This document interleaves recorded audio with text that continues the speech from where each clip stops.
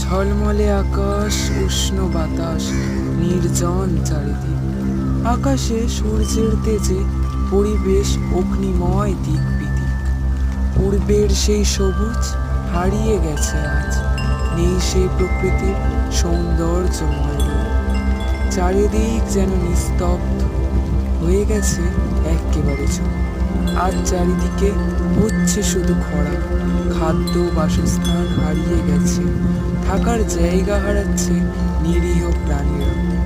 এসব হচ্ছে মানুষের দোষে। যখন পড়বে তারা প্রকৃতির রোষে, তখন সবকিছু হবে জলমগ্ন, পৃথিবী হবে ভগ্নপূর্ণ। জানি এসব হবে না আর বন্ধ, শেষে প্রকৃতিই হবে খণ্ড বিখণ্ড। বৃক্ষ হারিয়ে গেছে আজ, তবু মানুষের নেই